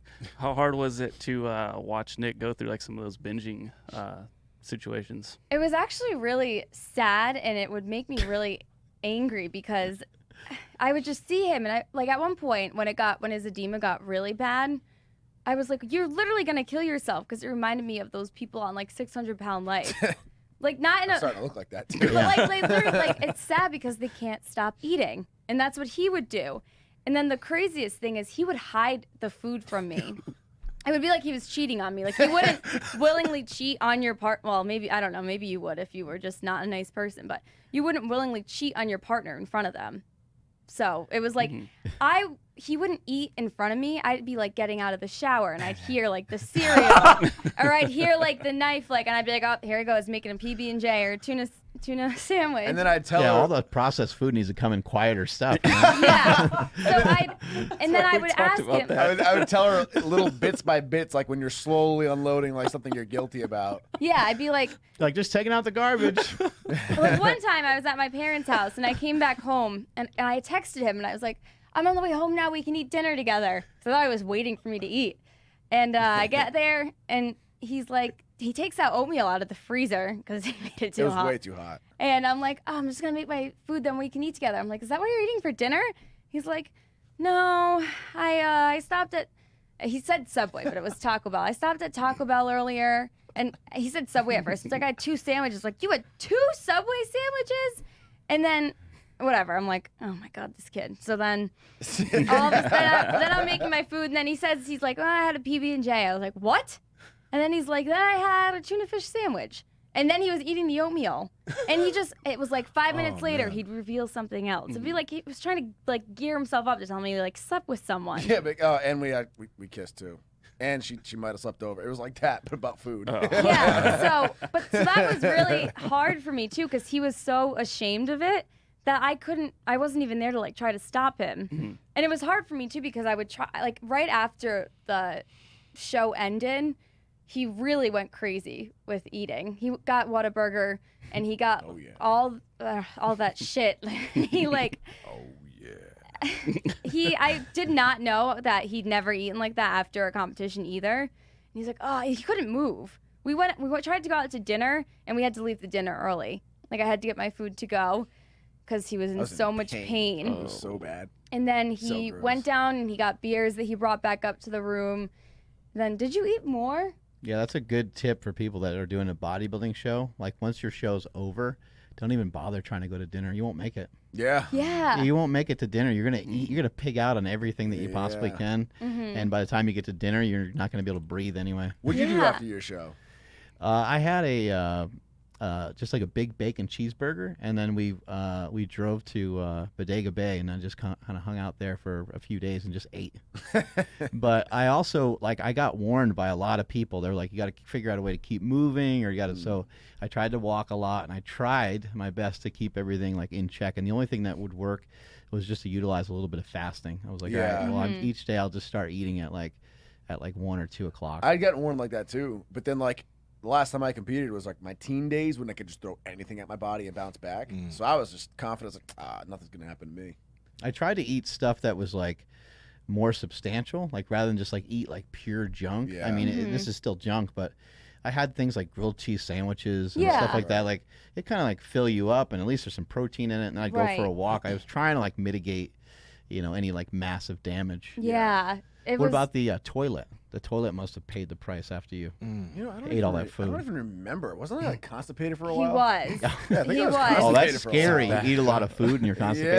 Yeah. Yeah, it was a mess. I'm glad that you've gotten a better handle on it. I am very proud of you for doing that. Thank you. Because it was scary at some point, and I was just like, will you go to the doctor? I was like, go to the doctor. And then it was getting me stressed out because you don't ever want to see someone you care about do that to themselves.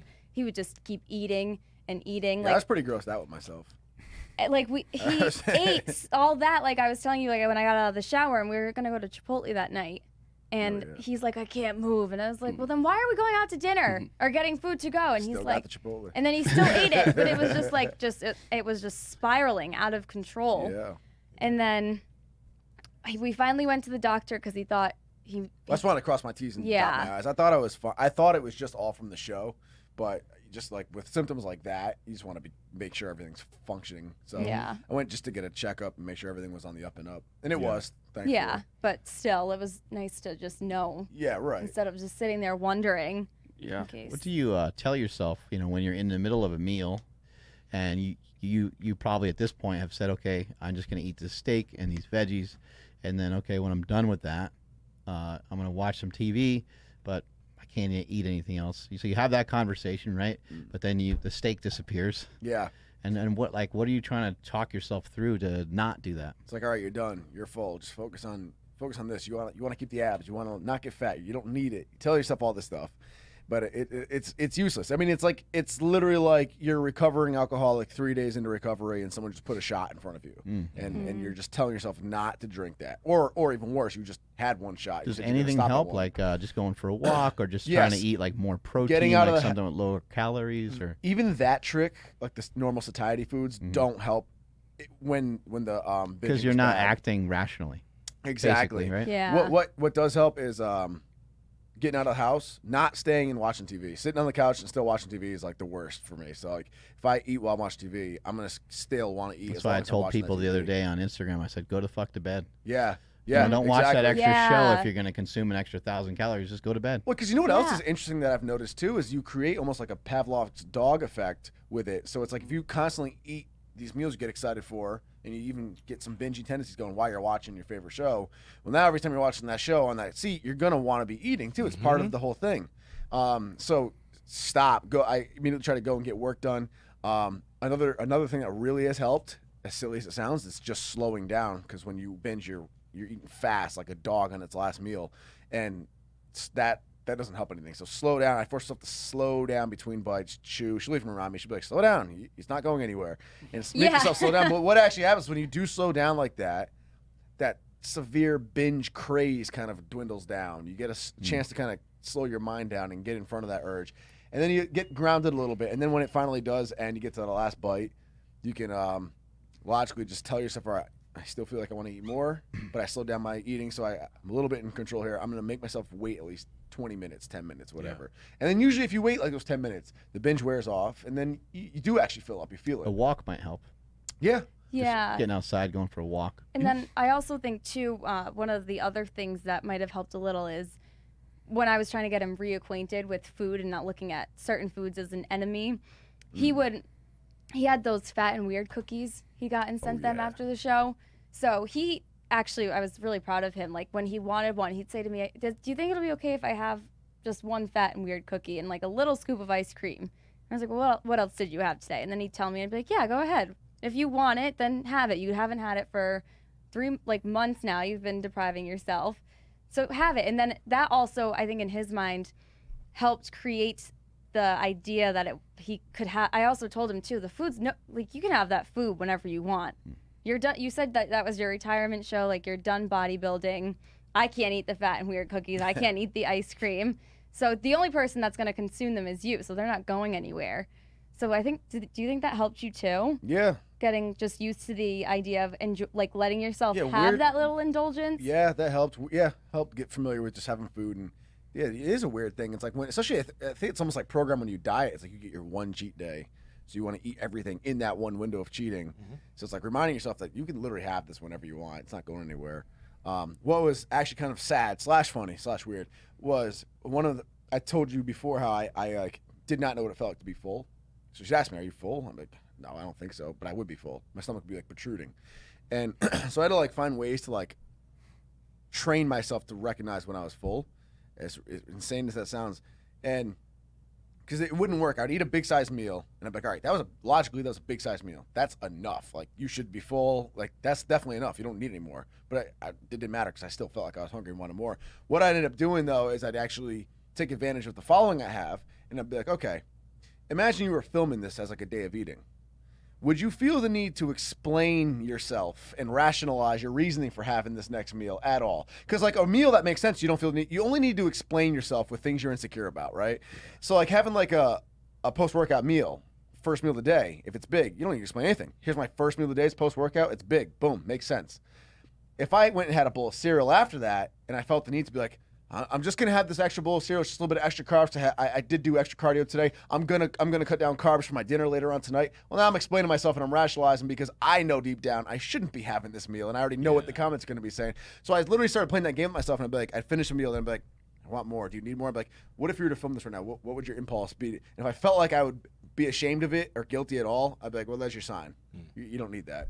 And that actually started working, and then now it's like now I can recognize when I'm full. I just had to, like I said, I don't like blaming anything. I don't like blaming prep as being evil and all that. It's a bad habit that was formed, and it's something that we can get control over and get a grip on. Were you like that as a kid? No, not to this extreme, but I definitely was always lured to food, actually. Like, I think just that dopamine rush did something to me. I've always had anxiety and stuff like that. There's some people that don't get full. Yeah. No, I always got full for sure. Yeah. But I definitely always was drawn to like that dopamine rush food Right. gives. For sure.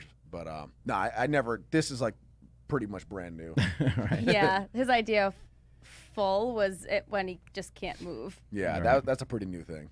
Was there a bunch of like trial and error? Because he had mentioned that you would make him like a sensible breakfast that had like a little bit of everything, including like almost like a mini cheat meal inside that one meal with cereal. Like, did you have to like try different things, or did you just, like? I think that did help a little bit. I do think it was a lot of trial and error because when we first tried that, he wasn't going to the gym that week, I believe. So it sat better with him, and I think that helped a little bit. And then once he tried working out, he was like, oh, I can't, I like working out fasted. So there definitely was trial and error because I feel like it would help, but then he'd still have those tendencies. Well, we'd make the breakfast that she'd make me work Yeah. on that week after my show when I wasn't training in the gym, and it worked well. But then, like she said, I'd feel too sluggish, so I had to cut out the breakfast. I had to go back to fasting. But then going back to fasting made us take a step back because now it's like, oh, now the normal sized breakfast she made, if I had that after I'd fasted and trained, I was like ravenously hungry. Yeah. So The biggest thing too that I realized just watching him is every time he looks at food, it's like he just sees the calories.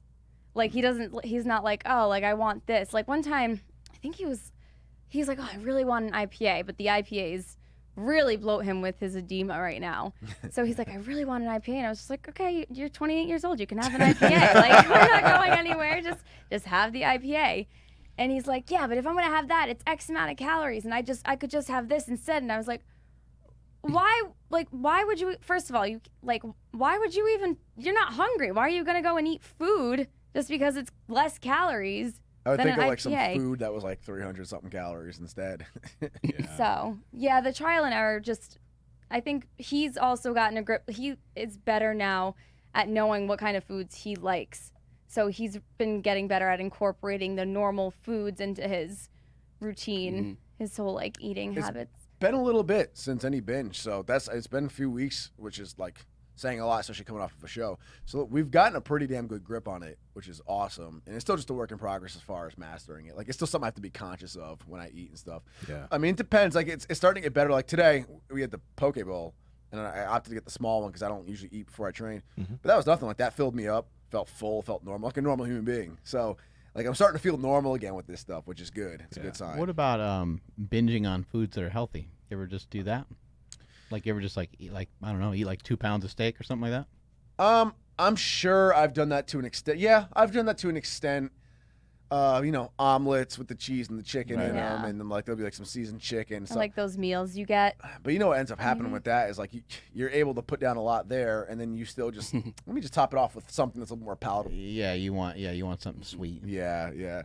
So I think that's an actual thing. You It is. eat a meal that's kind of salty and fatty and savory, and then you want the opposite of that. yeah, it It's is. so true. It's You want to like crazy. wash it down with the opposite, like ice cream or something like that. Like a Yep. couple scoops of vanilla ice cream sounds so Yeah. perfect after you had a Yeah. salty See, meal like that, right? That's interesting because I was noticing that a lot.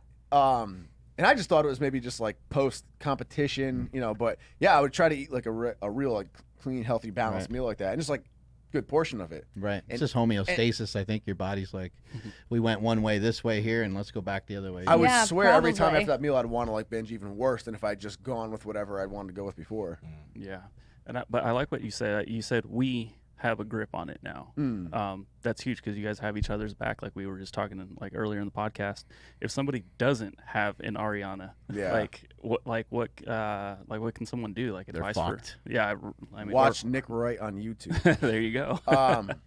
No, like I said, honestly, all jokes aside, really just YouTubing is what helped me get started. I mean, I was the one who YouTubed, learned, researched, watched videos from other people who went through it, ordered the book Binge, Brain Over Binge, learned about the science behind it, got a grip, and then I would share it with her. And then obviously, in our partnership, we always have each other's back with everything like that. But I mean, that just the first step is just educate yourself about it. Learn as much as you can about it, the science behind it.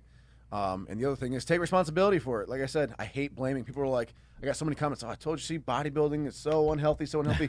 Sure, no, it's not inherently healthy, true, but how productive is blaming a bodybuilding prep? That's not going to Yeah. fix the issue. Yeah. Right. The issue is I developed an unhealthy habit and I need to apply discipline and get over it. So just educate yourself as best you can. Be prepared to apply a little bit of discipline because it does. You need to discipline yourself to slow down in the eating, discipline yourself to be conscious of what's going on in your head, discipline yourself to wait and not give in to the binge. And it's just a work in progress. Yeah, and I think too, on the flip side of that is it's really important to try to be open-minded and be understanding because at the end of the day, we don't know how it is to be in anyone else's shoes. So I always try to make sure that I go out, like I try to really listen to him, and if he asks for my opinion, I try to think of the best possible solution. I don't ever tell him what to do, like you need to do this. I always try to, we're just a team. Yeah. So I always try to help you, but it's his body and his life at the end of the day. So I think it's also just really important to just try to help someone without forcing them to do things too, if that makes any sense. Yeah, a lot of patience, right? For sure. Yeah. And then too, like, I think a lot of people fall into this trap. They're like, well, I don't have this problem, so why can't you? Like, they can't wrap their mind around why people do anything, which I think goes for a lot of things in life. Mm-hmm. People look at other people and their actions and they're like, well, I would never do that. Like, what's wrong with you? Like, who's to say what's wrong with anyone, really, if you Yeah. think about it? That's why I held off on going public with this for so long. And I still get like a little weird talking about it because I don't even have like a full understanding of it. But because it just sounds so ridiculous from the outside looking in. It's just like, you're a grown man, so you're complaining. Your problem is you eat a lot, so stop eating so much. Well, people are A quick lot of to- bodybuilders do that though. That's what I'm saying. That's the other thing too that really made me want to come out and talk about this. And again, the biggest thing is I do not want to make it dramatic or sound like a martyr. I think the biggest, most productive way to do it is take responsibility for it. It's an issue that we can get a grip on and correct. But it's nuts how hidden it is. I did not know that. I held off on making the video for a month, until a month after my show, because I was literally insecure about it. I was like, how do I talk about this? This sounds so like bitch made. This is like a weird thing. I think everyone does it. I don't think it's even just bodybuilding. I don't think it has anything to do with a bodybuilding diet necessarily. That's what triggered it for you. Yeah. But I know so many people that I help with their diet. Right when they come home from work, they just kill all the food in their Right, house. I mean, their wife or they have a prepared meal and they're all set. They have a good meal. Right. And then there they are, like eating cereal and eating protein bars and eating just like whatever snacks they have around the house. And I think just about everyone's guilty of like doing that, especially from time to time. Taking it to your extent is like another level of it, right. right? It's a little deeper. But I know a lot of people that do that, and I'll help someone with their diet, and they'll lose weight for like 5 days, and then boom, they binge. Yep. And then they'll, they keep going back and forth, but they do so much damage Yeah. in that one like half a day that it takes us 3 days to work it back off again. Yeah. Well, the amount of pictures I got sent to me from subscribers of their own post-competition edema, it was worse than Mind-blowing. mine. It was I'd never seen it. I know a guy that gained 50 pounds within 4 days. What? Yeah, 50 pounds. He 50? went from 190 back up to 240. Yeah. I saw so much of that, and it was because you never see it. And it happens to the women too. Yeah, Mhm. you Like, never for a hear woman about to it. gain 30 pounds is different, right? Oh yeah. Yeah. And the crazy thing is, though, it's like you never hear about. Like I did not know that was even a thing till I experienced it. I'm not dumb. I knew people bounce back bad after shows, but it's just like I wasn't. No one shares that obviously because everyone's ashamed of it. Yeah. So when I finally went out with the video, I was literally waiting. It's like I'm gonna get reamed in these comments, and it was the opposite. I was mind blown. So now it's just something I figure like I'm not an expert in it, and I can't be a life coach in it. I'm just getting a grip on it myself. It's just a little hurdle to overcome, but I figure as I overcome it, I'll just share what I can. Yeah. I wonder if you attacked it from a nutrient side, how it would work. I don't know if you've ever messed with that, but if you just had like more nutrient dense foods and you allowed yourself to, like, if you went on almost like a carnivore diet, carnivore style diet, and just literally ate as much as you wanted. I've considered that too, but you know what? It would work. You would still be deprived though. It would work, and I also feel like that would still kind of encourage the binging habit because you can eat whatever you want. So A, that's encouraged you to eat whatever you want, and then B, you probably would miss carbs and stuff like that. So there'd probably be a given day where you go and cheat, and then that cheat would turn into a binge. But like someone like Dr. Baker, Sean Baker, who kind of made the carnivore diet popular, he just eats when it's time to eat. Yeah. Just anytime he's got an opportunity to eat a big old steak, he'll just do it. If he needs to fast, then he'll just fast. But he'll eat 3 or 4 times a day. And I mean, this guy's eating, I don't know, like 4 or 5 pounds of steak every day. Yeah, that's Wow. nuts. He's eating insane amounts. Obviously, he's got his body conditioned to do that, and he does do a lot of, he exercises a lot and stuff like that. But I think that, that's something that might work for you, where it's like you just, whenever it's an opportunity, like throw down a steak or some eggs or something like that. Yeah, I have considered that, but I really do feel like at this point for me right now, I mean, like, who knows what I could end up doing as a viable option, like once my head's like nice and I'm good with food again. But I feel like right now that would encourage that. It's an extreme, it's sacrificing something, and it's enabling eating as much as you want. So I feel like that pattern would still be in there. Right. Even if it was like a healthier outcome. Right. Yeah, what I've noticed from that is like I feel like a lot of people are filling up their cup of macronutrients every day, not necessarily getting the micros in that they need. And then the micros, they make you feel tired. They can lead to cravings and stuff like that too. Stan Efferding talked a lot about salt and potassium and its role on like cravings and things like that. So maybe some of it would help, and maybe you wouldn't even have to like restrict carbs all the way. Maybe even it's like, I mean, it sounds weird, but maybe it's as simple as like there's a nutrient of something that you're just not getting, which could be like something like potassium, because when you go on a low carb diet, there's potassium in your meat and there's potassium in your vegetables, but there's really not that much normally. Right. Oh, that's interesting. Yeah, I mean, I even just saw there was I didn't read the study, so I don't know how legit it is. I just saw it quick, but they found that a possible link to like depletion of vitamin or lack of vitamin B6 and was it iron, I think, could lead to like depression, anxiety. It was like anxiety attacks, I think, because of the serotonin. Right. Like I said, I didn't look at the study, so I'm not claiming that, but that was just interesting thought. Yeah, there's so many things that can be cured with food, and maybe even binging could be cured with food. Interesting. Yeah, isn't that? Yeah, if you really word it like that. No, it's possible. Crazy. I do believe in quality like that. Therein lies the quick plug, because Stan's book, like, it's literally a culmination of a bunch of studies and a bunch of things from literally all the people in the industry. Yeah, the vertical diet. The vertical diet, literally, it's like he has guides on every single nutrient, what foods you need to get the nutrients from. It could fit really well into what you're doing, since you could just find some extra foods that you might not be having. Have you guys both done it? Well, I have, yeah. Yeah, like I utilize concepts from it, because the vertical diet really isn't like even a diet. It's like just it's like nutritional. There's a lot of nutritional habits in there, and just like protocols that you can add to what you're currently doing, or you can just go straight into what he's talking about. It's almost like a checklist.